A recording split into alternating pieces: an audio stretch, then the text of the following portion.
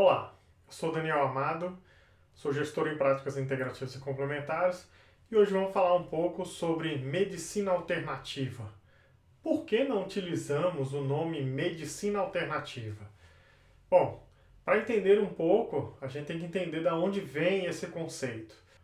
Por volta da década de 50, né, estava forte os movimentos de contracultura. O que é isso? Existia toda uma forma de organização social, de fortalecimento de um meio de produção, de uma organização, inclusive das famílias, né, de como as pessoas deveriam, né, se portar e se organizar dentro, né, da sociedade. E aí se cresceu naquela época, né, e aí também decorrente, né, da Segunda Guerra Mundial, né, um movimento de questionamento daquele padrão cultural. Entre esses movimentos, né, esses movimentos foram chamados então de movimentos de contracultura, pois eles buscavam pensar outras formas de organização social, por exemplo.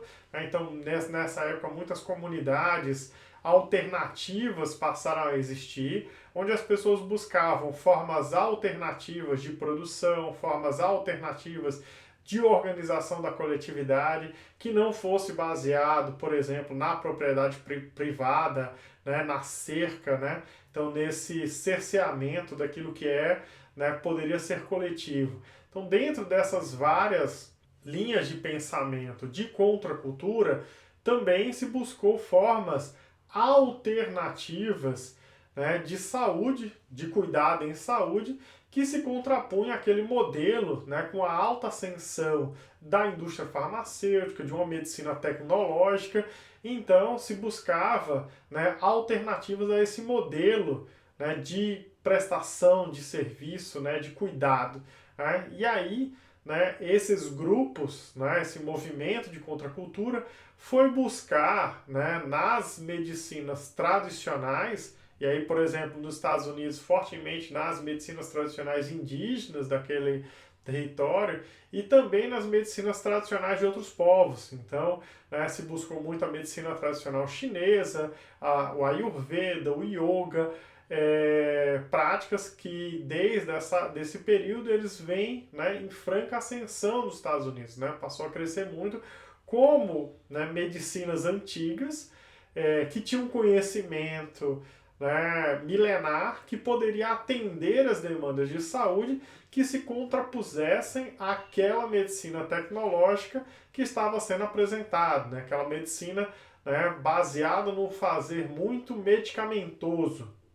Com isso, né, se estabelecia uma prática alternativa, né? Ela se contrapunha àquela medicina hegemônica que estava sendo fortalecida e convencionada, né, pelo status quo, pelo governo, né, por aquele modo de organização social, né, e de produção. Nesse sentido, né, a Organização Mundial de Saúde, ao longo dos anos, ela passa a entender, né, que as medicinas tradicionais elas tinham um papel fundamental para a garantia da saúde das várias populações no mundo. Né? E o que era, às vezes, uma medicina tradicional num país, né, em outro país ele era uma medicina alternativa. Né? Esse nome alternativa, né, ele passa a cair em desuso, né, pela Organização Mundial de Saúde, que entende que com o passar dos anos, né, valorizando essas práticas, entendendo o valor delas, elas passam também a ser chamadas de medicinas complementares.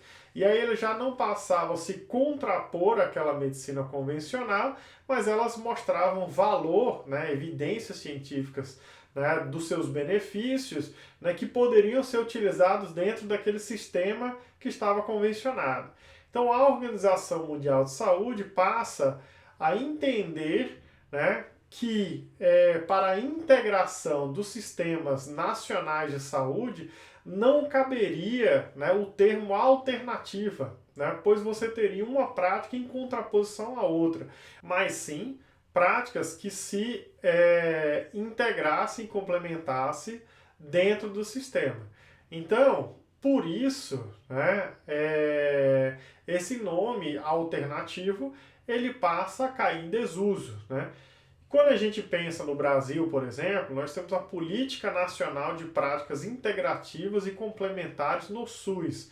O objetivo dessa política é integrar essas práticas ao sistema convencional, não como uma contraposição, mas trazendo o olhar das várias abordagens de cuidado e as várias opções terapêuticas que elas vão ser utilizadas de acordo com a necessidade de cada indivíduo, né? Não como uma contraposição, pois a gente não tem uma substituição de uma pela outra, mas sim o olhar das várias medicinas, né, para a necessidade daquela pessoa e a melhor oferta de acordo com essa necessidade.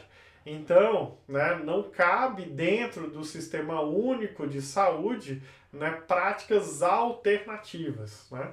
Então, e sim, né, práticas que ampliem o olhar daquelas equipes de saúde, né, que têm uma atuação, né, multiprofissional, e esse conhecimento multiprofissional, interdisciplinar, ele vai ser utilizado para o cuidado de cada indivíduo em cada situação, de acordo então com aquele plano terapêutico singular.